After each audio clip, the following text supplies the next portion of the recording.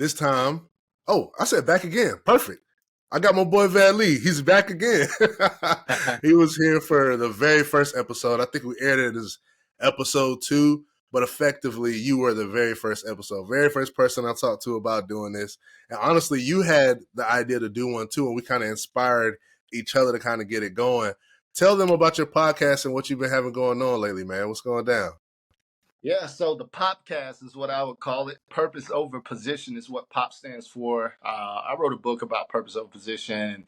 Essentially, this is a resource for really anybody who can take that message. That message is so diverse. It can mean something it can mean something different to somebody else, right? But for me, it stemmed on me getting injured my senior year in college and really changed the trajectory of my life. And I noticed that a lot of athletes go through traumatic injuries, go through traumatic things in life where they don't necessarily have the resources to be able to voice how they feel or be able to get the proper healing. So I created a platform with the podcast to help to give athletes that voice and in hopes to inspire others, but also to provide healing for the athlete that may have went through that traumatic experience. Smooth. I definitely understand that. Now I got a sneak peek, man. I got to watch the first episode before everybody else, and dog, I was blown away. Like, I didn't really know what to expect. I didn't know who your first guest was gonna be or any of that stuff. And like, dog, y'all were on the money. You spoke like a seasoned veteran, and essentially you are, man. You've been on national TV speaking and everything. Like, can you tell me a little bit about what the experience was like for you the last couple of weeks, just commentating and stuff? Yeah. So the last month, I've had some incredible opportunities. I've been in the spaces and rooms with some people that I never thought that I'd be in rooms with. Guys like Dabo Sweeney, and obviously, college athletes get paid now, so it's interesting going. It was interesting going to speak to Clemson, and I also went to go speak to East Carolina. Got a chance to go speak to the Cincinnati Bengals as well, and but it was interesting speaking to these college dudes because they're younger than me. I have experience on them. I have something that they could learn from being a starting quarterback in the ACC and also a starting quarterback in the CAA at James Madison. But also being like one of the brokest dudes in the room. That's why you don't even think about it like that. I'm offering these dudes some advice, right? And here these 16, 17, 18, 19, 20-year-olds, they got all these NIL deals. And I was man, I'm speaking to some millionaires, right? I'm speaking to some guys that got their pockets is fat right now. That's for real. Yeah, bro. It just shows you the value of wisdom, though, experience, your story being your story. And I'm happy that these dudes are getting name and likeness and getting these deals off their name. Because I remember when I was done playing and I got injured, I remember like being the man in the community and being the guy that people knew their names, posters up in restaurants and all these things. And then when it was over, it was like, wait, like that's it? Like, like I don't get it's like, whoa. And that's why athletes go through so much depression and all of these things, because they were here transcending and going in a direction, and then when you get injured or something traumatic happens, it kind of just falls off, where it's just like you got what you got. You don't even have the game anymore. You just who you are. So anyway, man, I've had a blast being able to come up with content and messages to be able to inspire and motivate these athletes and to do some commentating. I did my first pregame, halftime, and postgame show. That was amazing at Liberty University. Liberty is awesome. This might be a plug for them. Even though I'm a JMU Duke, but man, Liberty is first class. I'll tell you that. My wife did her master's there, man. She loves Liberty. We both love Liberty. Yeah, it was beautiful, and they really took care of me, and I was super thankful to be on the show. So it's been a blessing, man, to be able to have these different speaking opportunities. If you guys are ever looking for a speaker, a motivator, or an inspirational speaker, you can go to vadspeaks.com, VADSPEAKS.com, and hit me up. Yeah, I already need a lot from you, man. I need some coaching from you. I'll text you the other day. I was trying to throw the ball with his eye, And you already know, bro, we've been together for years. I can't throw no football, dog. So Man, I might don't need to mess go. up my man. Don't mess up my man. We'll have to break old habits. Like, just Man, let him be natural right now until I get with him. that's what I'm gonna do. And I this might be even a short segment. I was like, I had to catch you like last minute. I was like, bro, we gotta get on. There's like 2 or 3 things we definitely need to talk about. One being the Kirk Franklin special. I went and watched that, dog. You sent it to me, and I was in tears by the end of it. And then another thing on like another fatherhood tip is talking about Deion Sanders and his kids. Mhm. Like I feel like that's something we gotta talk about. I watched the mini documentary, I guess we want to call it. It was like the behind the scenes with Kirk Franklin. It was called Father's Day. And for anybody listening or watching, if you haven't seen it, you want to press pause on this right now and you want to go watch that first and then come back to this because we're going to be talking about some spoilers. But it is heart wrenching. It is for some people who can connect, some people who are just confused as to how this could even happen. But just to give it some context before, just asking your opinion on the entire story. Kirk Franklin, for the first time ever, after all these albums, decided to bring along a videographer and a photographer to just capture the moments of putting together an album. And in the midst of this entire capturing of a moment, putting together the album, he got a chance to record a memory of a real life crisis. Um, there was a rumor going around that somebody had found his father, and for years he had people reaching out saying that they were his father and all these different things. They were all wrong. They were all liars. For at one point in time, he thought that he actually knew who the father was. I think his mom also said, "Yes, that's him," and he hated him. Like he had so much ill will toward him, and he was on his deathbed even when he found out. He allowed him. I mean, he died. He put him in his grave, and then later, years later, he finds out with 2 DNA tests that a guy who was literally down the street from his recording studio for probably over 20 years was his real father. And the thing that I think hurt him the most was that his mother still not only didn't come to terms with it, she still didn't tell the truth about it. She still was like, no, I reject those DNA tests. There's no way that could be your father. What are your thoughts, Vad? Wow. I have so many thoughts. I When I first seen that documentary, I wasn't even sure that I was fully committed to watching it. And then it got 2 minutes, and then 4 minutes, and then 6 minutes, and the next thing you know, it was like, whoa, I didn't know what I was signing up for, basically. And it was a lot of things that intrigued me and that brought me in. If I can capture it with one word or maybe multiple words, it will be just ongoing trauma, Mm, right? And ongoing trauma. Have you ever had a dream where you were in the dream and you felt like you couldn't get out of the dream, but it was very traumatic and it was like, I don't want to be in this thing. I wish you didn't even know you're sleeping for real. You think it's real and it's yeah, like it won't stop. And when you finally wake up, you are relieved that, man, I'm so glad that was a dream. You know what I mean? yeah, I'm mad about what I just went through, but I'm so glad that was a dream. And you can um, put it away. You can put it in its proper place. For Kurt Franklin, in this special and his life story, it just gave us further insight on ongoing trauma that he has never been able to put away. Right? He won't really ever be able to put away. And like you said, with his mother continued to deny even still the DNA test. I'm sure he believes that that is his father, if it's 99.99%. But at the same time, there's some percentages in there that can't really fully embrace it if my mother is telling me that it's not true.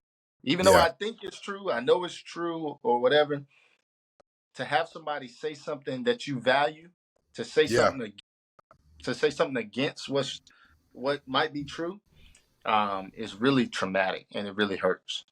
Yeah, and I know just with hearing that, and I talked to my wife about it. I was like, he sat here and looked at a DNA test twice that said 99.9%, but his mother's voice still mattered. Mhm. Like no matter what he looked at, the science couldn't tell him this or that. He needed to hear it from his mom, and it broke him down. You even watch him walk. I don't know if he walked all the way back to the studio after that, but he couldn't even get back in the car. He needed to be alone. He was just so hurt. And you can also hear the mom, how hurt she was. In the recording, it says something like, you were all that I wanted, and I still can't have you. Mm. And he talked a little bit about his mom, not her, how she was brought up, but the fact he had to be adopted by a close family member, and he would see his mom every couple years, but just not be able to go with her. So I'm not sure her full story. I'm pretty sure he talked about it in other capacities and in other maybe articles or videos. But she definitely has some trauma too, obviously, that she's unable to let go of. She may not be in therapy, but she's obviously not talking about something. And it is not only chaining her, but it's chaining Kirk. It's chaining Yeah. Kirk Franklin as well. And he can't get from up under that rock, like you said.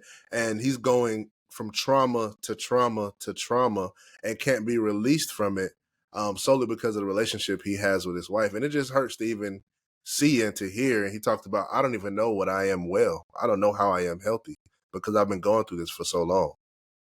Yeah, he highlighted insecurities. He highlighted that even as a grown man, even with 19 Grammys and all of the success that he's had financially, in every area in life, out of all the success, he has never really been well, right? Yeah. And he always had these insecurities in the room when he steps into the room. And,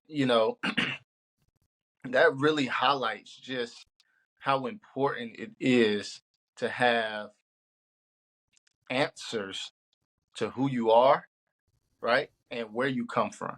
Yeah. Um, this was one of those things where we all deserve more, but one of the things that God does with me, is God's been doing this with me a lot, is God helps me to see the little boy or the little girl inside the grown person that's talking.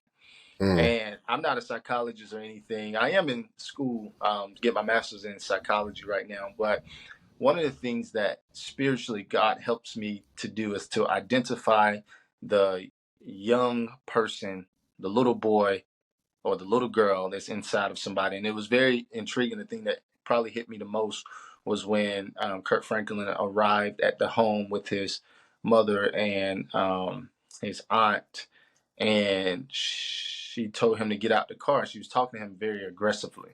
Yeah, she cursed And and everything too. she cursed and everything. And he said, "Here I am, a 53-year-old man, but I still feel like a 10-year-old boy." Yeah.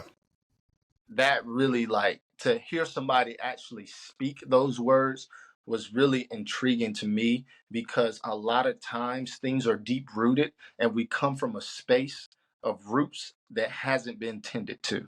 Mm. We come from a space of roots that has not been watered, that has not been pulled out or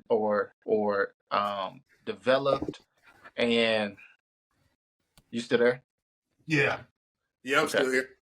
Okay. All right. You want me to keep talking? Sorry. Now pause real quick. I might have to All get right. my camera right. Cool.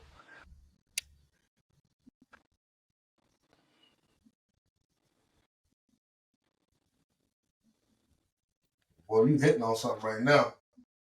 Man, yeah, we cooking. We cooking. Your camera paused like 5 minutes ago too. It did. Yeah, it's just on your face for me, but that just could be on my end. No, you probably right. If it did it. Well, I was seeing myself on mine. It just disconnected, so I'm not sure. Well, I know on those videos, if you're not up there, you can always make it full screen with one person talking, right? If it didn't get both of us. Yeah. Yeah, We'll be so able to it'd do be, some edits. yeah, it'd be fine. Oh boy. Come on. Come on.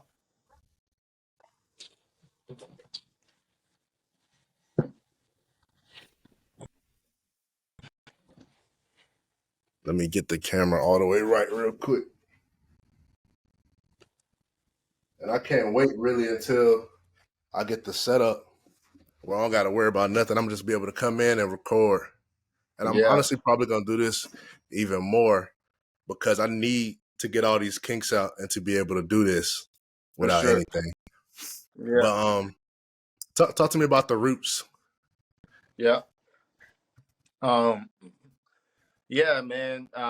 So yeah, really, when you're experiencing roots and when you're experiencing unattended, is that the Yeah, word? untended. I think unattended. Unattended. Yeah, Yeah, there you we can go. say that. There you go. When you're dealing with some unattended roots, those things can really just sprout up on the inside of you without you knowing it, and really just develop some unhealthy ways or practices, or develop thoughts that aren't healthy for you to continue to live throughout life as a Yeah, man, as a person, as a man of faith, as a Christian, as you know, it is not healthy. So at the end of the day, we have to tend to those roots that have been unattended to, even when it's not fair for the person. It may not be mm, fair for me, but it is fair for me to receive the healing that I need to have fully. So sometimes we may feel like it's not my responsibility to talk about that or to go to that person and ask them about this because they did this to me, yeah. right? But because they did this to you, it's important that we go and get healthy. You What's know what I so mean? hard, bro, is disconnecting the two Yeah. when they're so close to you, though. That's the Yeah. hard part for me, trying to understand how somebody can compartmentalize that. Because as you see, he hadn't seen his mom in over 20 years Yeah. because of something else that she did. And this is something else that's even hard for him. But in every scene before the last one, you see him embrace her, hug her, be able to talk to her because he knows that somebody he still needs in his life. And he's trying to get his own healing. And even in getting the answers, he still is hurt because he has that connection to her. I don't know how he would ever be able to, like, would he be happy if he cut clean or severed the relationship between him and his mom? Because now you're hurt from not having a relationship between you and your mom, as you saw at the Yeah. end with him and his son. You know what I mean? Yeah. Hadn't talked in over 2 years, and how much hurt came from just being apart. And now, being able to provide answers to each other, they brought them back together again. So I don't know, man. Yeah. Shutting somebody out of your life, it's hard to be healthy that way, right? Yeah, I think even Kirk, watching that, I think even Kirk Franklin understands the trauma that, he kept saying that we're still working it out. Like even with his yeah, son, like still trying to figure it out because they're in the process right now. They're in relationship, they're in connection, right? But when we go to, his mom and him, they are not, right? Communication right. is very limited. So it's hard to fully receive that healing that you need. There's always going to be some type of wound, some type of hole right there, some type of void Yeah, that's not going to be met. And I love that Kirk Franklin is a believer because at the end of the day, we as believers, we know that Christ is to fulfill those voids. He was there from the very beginning, and he will never leave nor forsake me, right? And that can mm-hmm. be very personal to you. That can be very personal to Kirk, where this is a relationship that's built on truth instead of living at 53 years of a lie, right? Yeah, And that can be very traumatic, and it is traumatic. It's not can be. And you talked about him seeing his mother on occasions, even when he was young, right? That was not a normal adoption. He didn't go through a normal adoption process, really, yeah, um, because usually you don't have any relations or any connection to your parent. yep, Um, and it's interesting because when you watch this special, I'm sure everybody is sad for Kirk Franklin, but everybody looks at their own life, right? mm-hmm. And if you've gone through something even remotely close or similar to that, you connect differently. You engage differently. Your emotions are different. I had to watch it a couple times because the first time is always very emotional. The second Right. time is like you try to take the emotions out and you try to really just grasp what is being said and what you're actually viewing. And that caught me the second time when I watched it was um, hearing him say that he would see his mother on occasions, but it was like a bandage or I can't remember the analogy A he used, wound. but I think he said like a wound that could never scar up. It just kept yes, getting reopened and the scab kept getting pulled off. Yep. absolutely. And it's interesting because like for me, not a lot of people know, but like so I was raised by my mother and my stepfather, who I love dearly, and both of them, did the best they could with raising me and did a great job.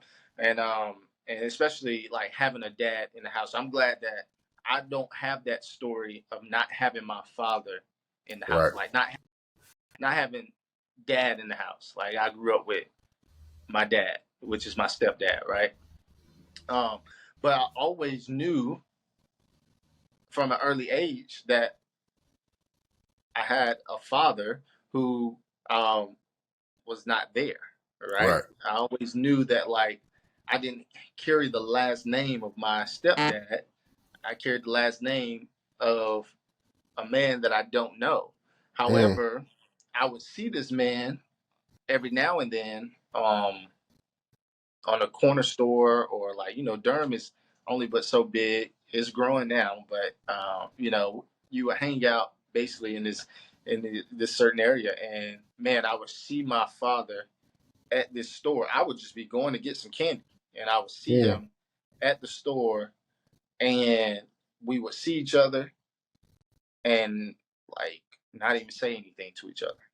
But I knew that that was my dad. He knew that I was Yeah. his son. And it was just like this thing. One, because he was battling drug addiction, and to his defense, like he didn't want me to see him like that, right? Right. And probably caught off guard that he even seen me.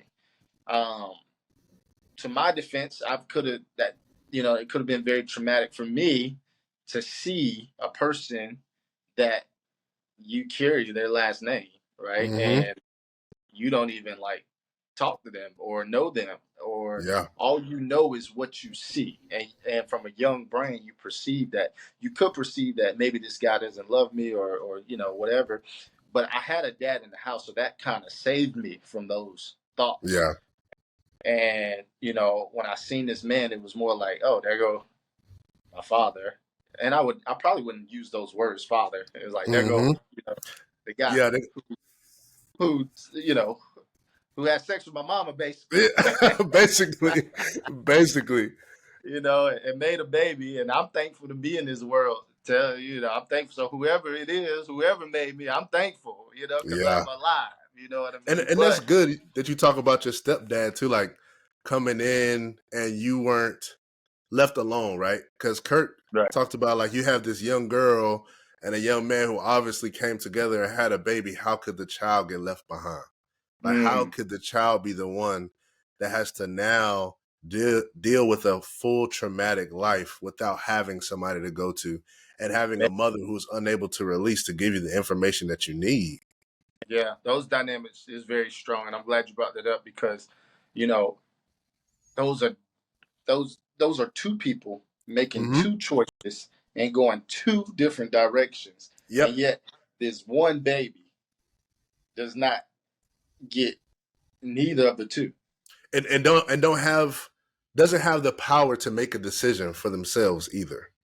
You Yeah, know what I'm saying? And I, yeah, for the first time, like after watching it the second time, excuse me, I actually had a sentiment towards the mom because watching the entire thing, you think, okay, Kirk Franklin, he's had his traumatic life.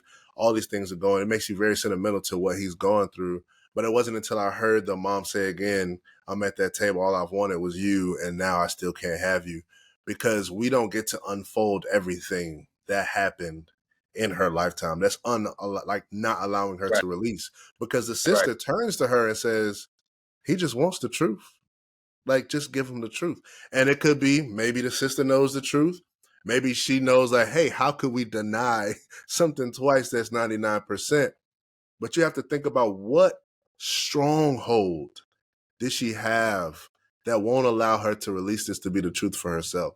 Think about her growing up in that age. And obviously, I don't know if she grew up in the church, she grew up in the streets, but when you think about having a child young, everybody looks at you differently. Everybody speaks to you differently. Maybe her own parents maybe disowned her. And I don't want to put all these different things um, in the environment that weren't there, but something happened. Maybe multiple things happened where she just can't let go of whatever it is, and she can't give that to him. And it's sad to even see. Yeah, generational trauma is real, and we talked about those roots. Those roots can also sprout up into another plant and infect or mess up the fruit of another plant, right? And Yeah. especially the seed that's born inside of you, that's conceived Hmm. inside of you. Like that's an easy connection right there, right? So Yeah. we see generational traumas, and we see, but you're right. You know, she could have gone through so much in her life, and it's easy for us to empathize with Kirk Franklin because this is his story, and he said that. I love that when he said like, "This is my story. I deserve like to know the Yeah. truth because of my story," and he absolutely does. And the unfortunate thing is you don't really know the fortunate thing sometimes is that you're connected with somebody else's story, right? Yeah. Yeah. and Tethered to and it almost. yeah, yeah, and their story has a direct connection to your story. You know, if I remember him saying, because you did not know how to love, it has affected me to Yep. not be able to not show love sometimes. And um, that shows you that there's a connection, right? That shows you that somebody else's story can have a direct impact on your story. So, especially those that are close to you, and especially your parents. So, Yeah. we all have gone, we all can point to something in our parents' life that they did not do well, right? Hmm. And we can talk about those things, and um, but we also, somewhere in there, we also have to have the grace and the understanding to know that that very thing that they didn't do well may be a overcompensation, whereas like I, Mm. when they was young, they said I won't gonna do that, or it could be just the same line of trauma that they've Yeah. went through. At the end of the And day, it's no, no, yeah, like you said, at the end of the day, it's connected. I don't think I even put two and two together for a lot of um, things in my own life that I had questions about. I didn't know I had questions about, or why my mom treated a certain situation the way she treated it growing up, is because there was a lot of trauma that she was dealing with that she never talked about. Not only did she not talk about it with us, she didn't speak about it to anybody, and like without any giving any details or anything like that, literally I feel like every couple of months there's something else that pops up, and it's with the help of this podcast that I've been able to create the communication and use the right words to be able to talk to her, to be able to release some of these past traumas that she's gone through, that gives me more perspective as to why certain situations happen the way they happen, or why she treats me the way that she treats me or treated me. Same thing for different relationships she's had in the past or with her kids. And man, it's given me something I never really thought I'd ever have. And there's some parts that I can't quite get into just yet. You know what I mean? And I have my own traumas that I've dealt with that I haven't been able to release to my mom yet. And maybe it won't affect her the same way, because, of course, I was younger, she was older. But I know just hearing that will give us both a side of a story that we've never heard and will probably be able to help us a lot. So that was how yeah, I connected, man. And it just watching it touched my heart. And I'm probably going to see it again. I really actually hope I get to hear more from his story. So, yeah. I'm hoping there's a part two, and who knows, maybe his mom will see the special and want to go into more detail and share, her side, and um, it would be unique to see this thing unfold out. But at the end of the day, this is Kirk Franklin's story, right? yeah, And yeah, um, we are kind of just like flies on the wall because he had video to be able to record these things. But um, yeah, man, it was powerful. It was a powerful piece that even when I went to church, I think he released it on like a Friday. It hasn't even been a full week yet. Yeah, He released it like on Friday, and it has millions of views. And even I went to church the next day or 2 days later, and my pastor was talking about it and how he connected with it. He had a similar story, and it was just very real, just very yeah. real.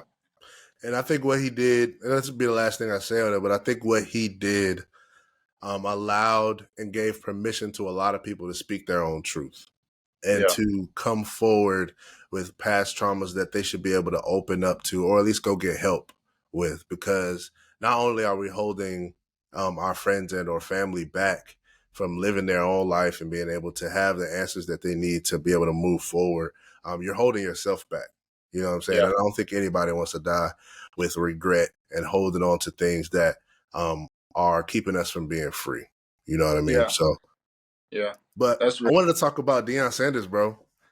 Like, this is gonna be a big pivot, but we talk Coach about Prime, Coach, man. He is on fire, bro. He is not only Black America's team, he is America's team right now. Like, Colorado, and Black America's team.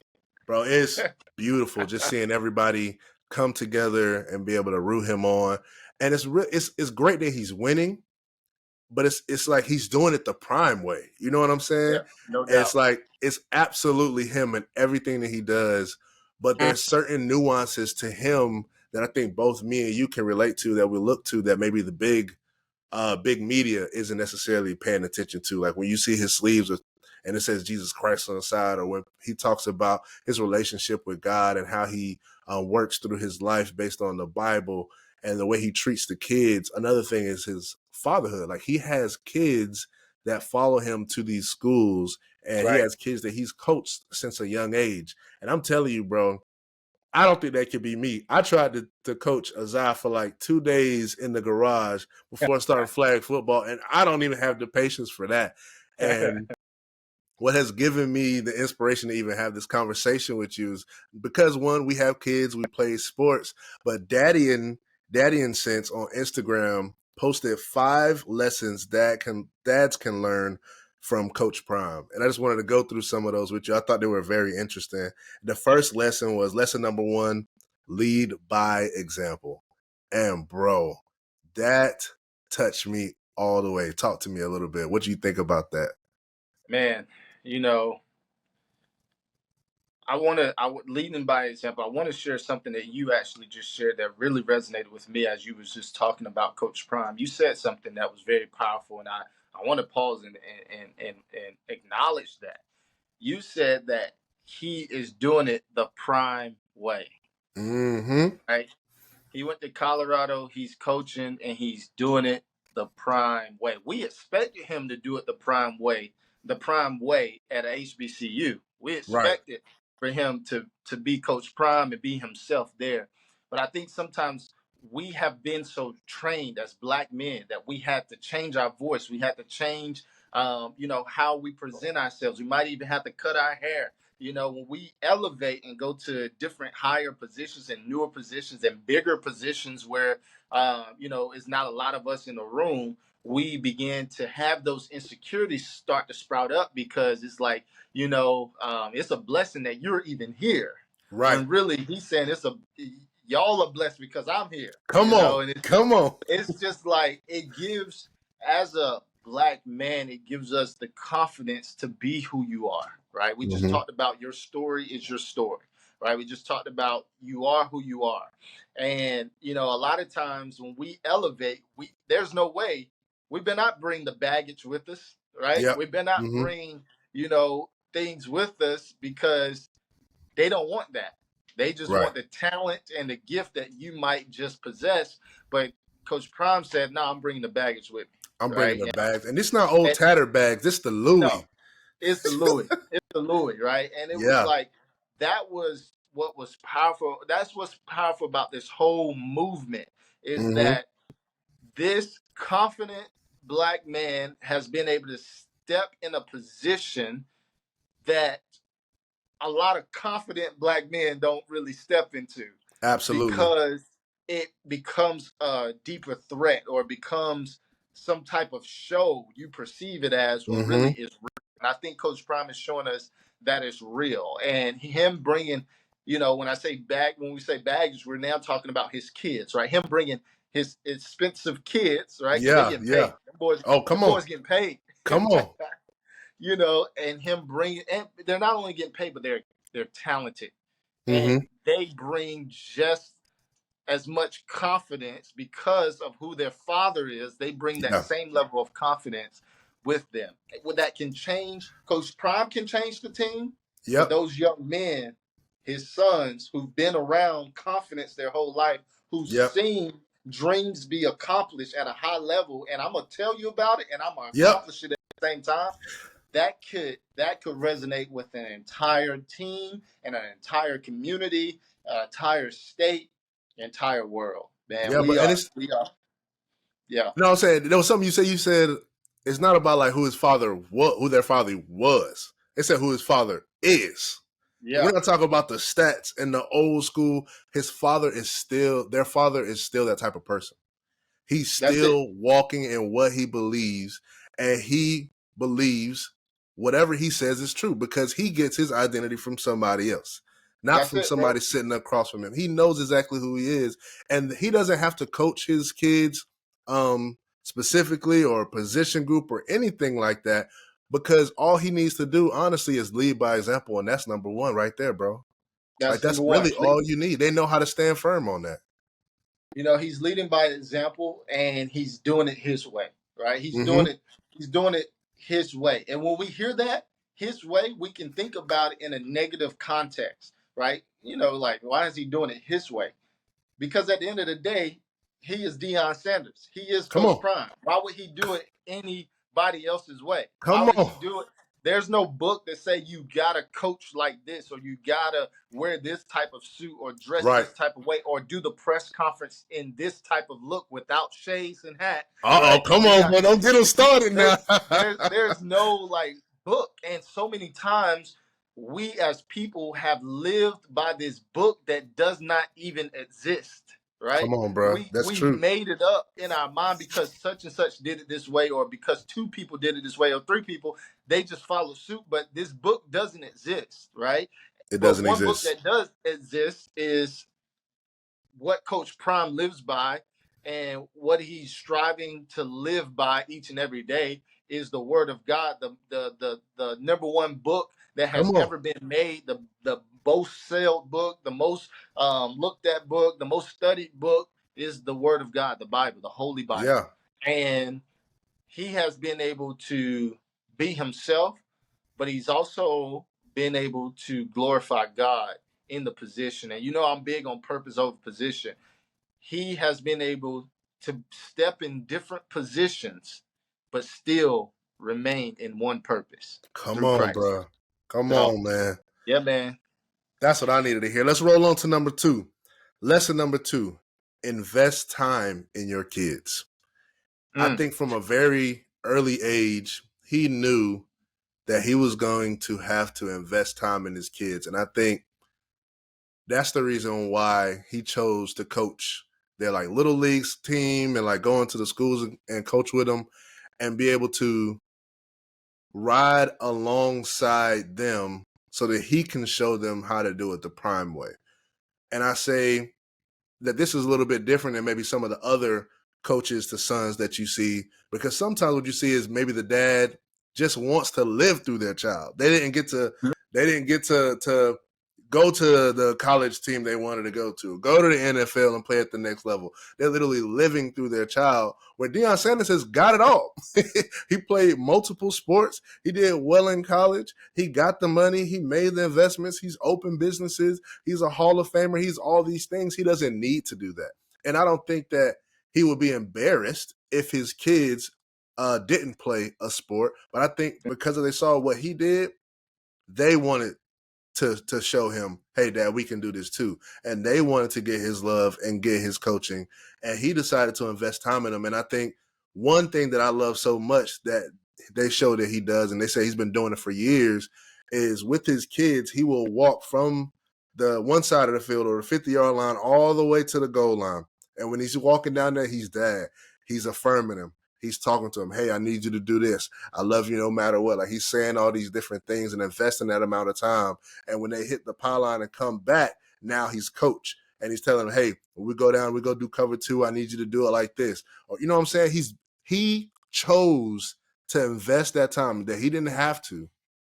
He didn't have to give him that time at all. He could just go into the game like everybody else. But he chose to break that time apart and give that to his kids. What's your thoughts? Man, you said a lot, and I have a lot of different thoughts. Well, I'm gonna start here.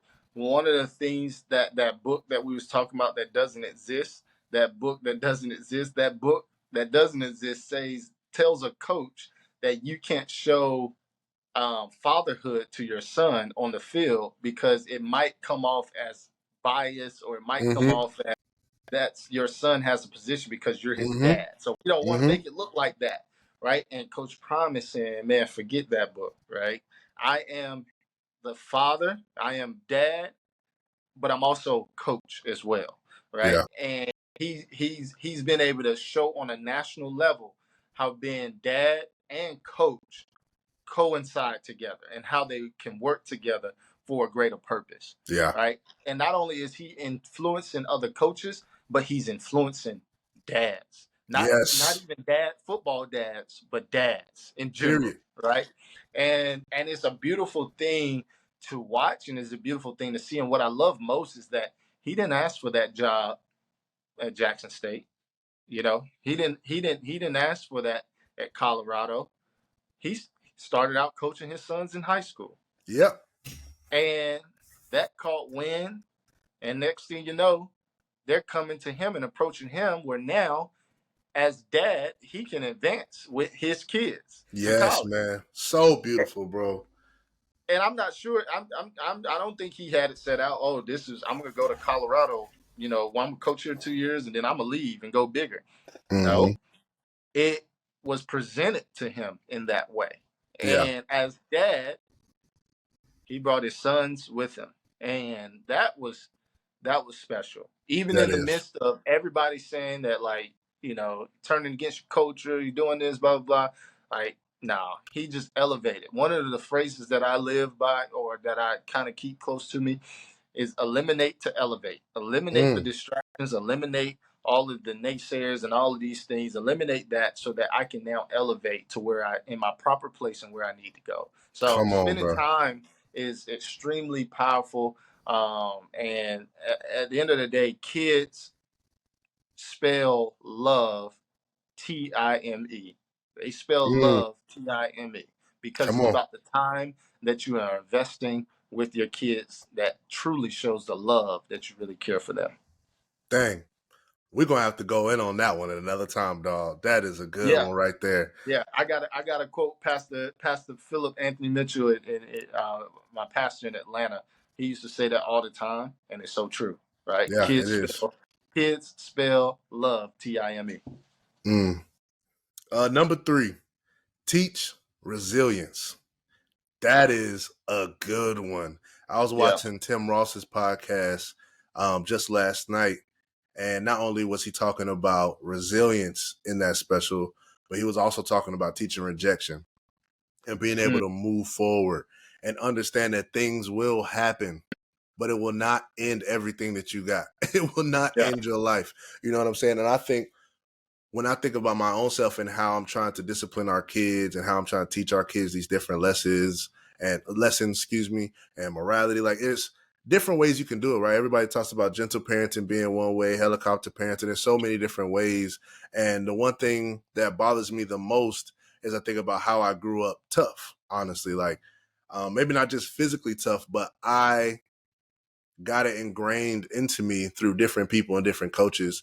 And I'm teaching my child about his emotions and how to speak and how to communicate. And I'm just like, man, like, am I honestly like, I'm just saying, like, am I making them soft? Like, how do I teach them to be tough? Like, nobody taught me how I'm supposed to pass that part down. And it's not necessarily about teaching to be tough exactly. Like, it's talk about resilience, teaching how to move forward when you're rejected, teaching how to fail and use that failure to succeed.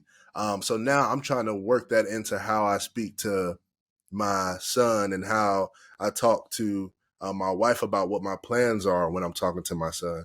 And right now, even when I praise him, it's not like, oh my God, you do such a great job reading. Like, you're an awesome reader. It's like, man, I'm so happy to see how hard you tried in spelling that word, or how hard you tried in reading that page. Like, I love you. Didn't quit. You didn't stop. You were resilient. And I love that. Daddy loves when you try hard. Man, that's so powerful, bro, because what it represents is the small wins, the small Mm-hmm. victories, right? Something that may be perceived small, like reading a book or learning a new word, right? Those are the small victories that really adds up into the big W's, right? And Mm-hmm. as athletes, we understand practice. We understand that you got to go to practice Monday, Tuesday, Wednesday, Thursday, Friday, or whenever you play, right? To be ready for Friday and to be ready for Saturday or to be ready for Sundays. It takes those small investments that you put in your body, taking care of your body, going to the training room, going to the weight room, like all of those small investments adds up. And as a father, we get to demonstrate those things now, where we can invest in our kids by showing up to practice, right? Yeah. My oldest has tennis practice today for the first. This is our first tennis practice. Like, I'm going to find a way how I can get Yeah. involved and be an assistant coach. You know what I mean? Mm-hmm. Right? Because I want her to see the investments, and I want her to know that my presence, right? I want her to feel my presence, Yeah. that of me being present and available. So resilience is so strong. When I think about resilience, I think about in the very beginning of the Bible, in the very beginning of time, Adam and Eve was created. God created Adam and Eve in His likeness and image, and they ended up messing up. Right? They ended up getting deceived by the serpent, and God came down and said, Adam, where are you? And when I hear that, really read it in a voice and a tone where I hear God's heart being broken, because Mm. he had to ask Adam, where are Mm. you? And Mm. Adam felt so ashamed to the point where he couldn't move forward, or he couldn't reveal himself to God, because he knew that he just made a mistake. And really, I never thought about it in this way, but when you look at it, God taught Adam and Eve. Of course, there was consequences, but he taught them resilience even in Mm. that space, because he made them some clothes. He put on them some clothes because they seen that they was naked, Yep. and he said that this is going to happen. But guess what? They were still able to go forward. He still Yep. provided a way for them to move forward. So when I think about resilience, I think about God and how he cared. I think about God as the Father and how he Mm-hmm. cares about it. Even when we make mistakes, or even when bad things happen, they're not there to stop us or to keep us in our tracks, but they can be used to propel us forward. Come on, brother. Yeah, Woo! man. Because we know God could have went snap one time. He would have. He's like, "Hey, Exactly. bro, I'm just gonna start over." But it's like, "I'm gonna teach Exactly. y'all something. I'm gonna teach y'all how to be resilient. I got an answer for y'all down the road. I just need y'all to go get there." But man, that's Yeah. good. Let's roll into number 4. Number 4, celebrate their unique talents. Every child we have is not exactly alike. No doubt. And we talk about spitting out, a spitting image of ourselves. And I can see a little bit of myself in every single one of them, but they all have different talents, man. And I never want one of my kids to feel like I'm uh, not celebrating them because I relate to another child's talent. And then I'm like, oh man, you're really good at this. Like I was this back in the day, and da, da, da. I need to learn how to be able to celebrate each and every one of their talents, and also learn them first, so that I'm able to help them improve and increase on whatever their talent is, and be able to put them in an environment that really helps it grow. You know what I mean? So talk to me. What do you think about that one? Yeah, in order to celebrate your child's talents, it goes back to I think the second one, where you have to spend time with them. Mm-hmm. Right? You have to get to know them. You have to invest in who they are as a person, and who are they becoming. Right? You deposit in who you invest in who they are, Mm-hmm. so that in the result you can spill out or I'm trying to find the right wording. You can get rich or what? Not rich. I'm not gonna say I, that. I know what But you mean. I'm trying to find the right word. You invest in who they are now, so that you can know who they will become in the future, and Right. you can put a great deposit towards who they are becoming in the Yes. future. Because Yes.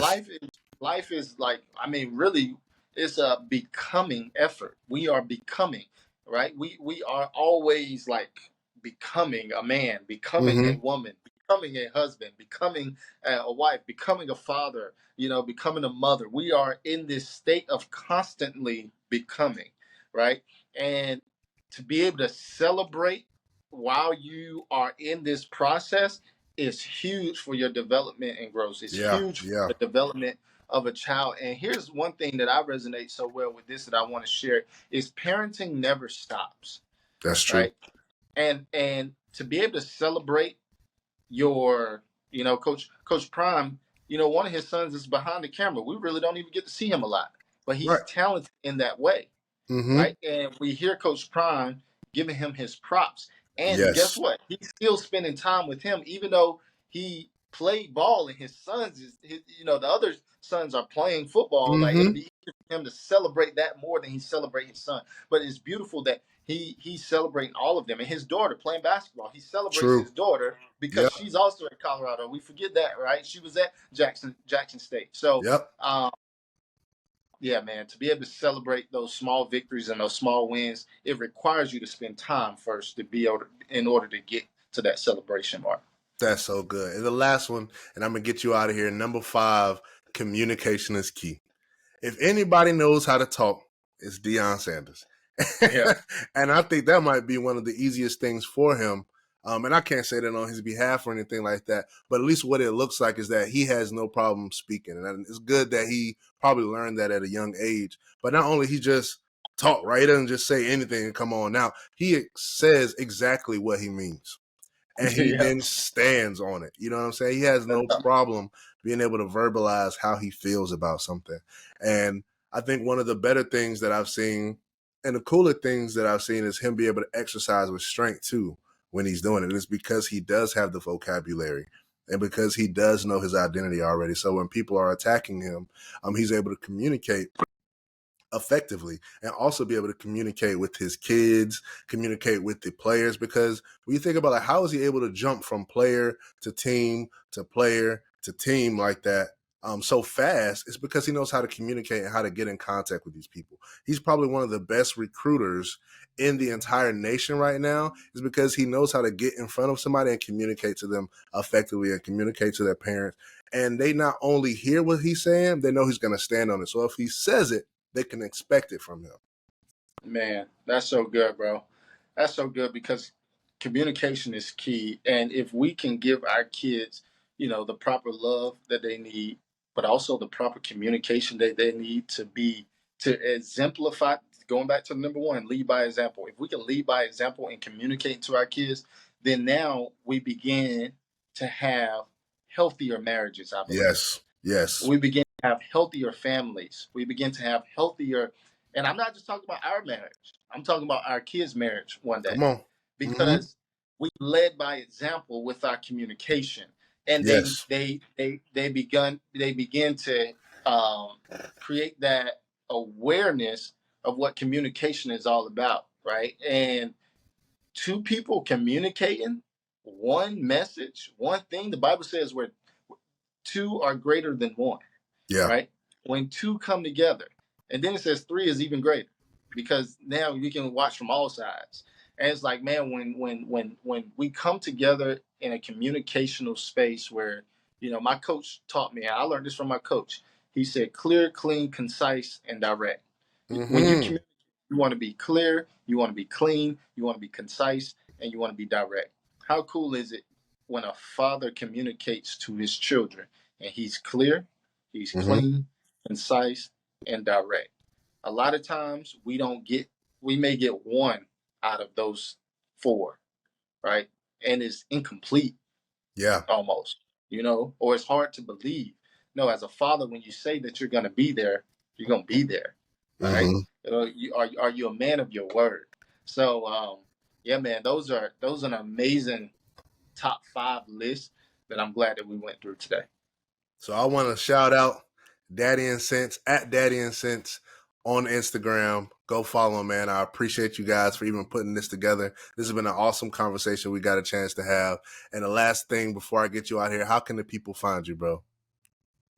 Yeah, you can find me on IG, Twitter. I think it's _ V Lee 2, Vad Lee 2, or V Lee. Yeah, Vad Lee 2, whatever. Um, you also can type in vadspeaks.com. Hit me up. Feel free. You also can subscribe to my YouTube page as well at Vad Speaks. Awesome. Thanks, man. I love you, bro. We'll talk again soon. Love I you, already know it. Love you, dog. I appreciate it. This was awesome. Here for the dads. Hoo-yah. Thank you for watching. You just listened to Here for the Dads podcast with Meyer Crawl. I am so grateful that you're here. But if you're new to this space, what I need you to do is slow down and subscribe, share, review, or rate. Whatever you can to help me out, because I'm on a journey to create a space for existing fathers and new fathers that's going to allow them to be a little bit more confident and a little bit more efficient at what they're doing. Thank you.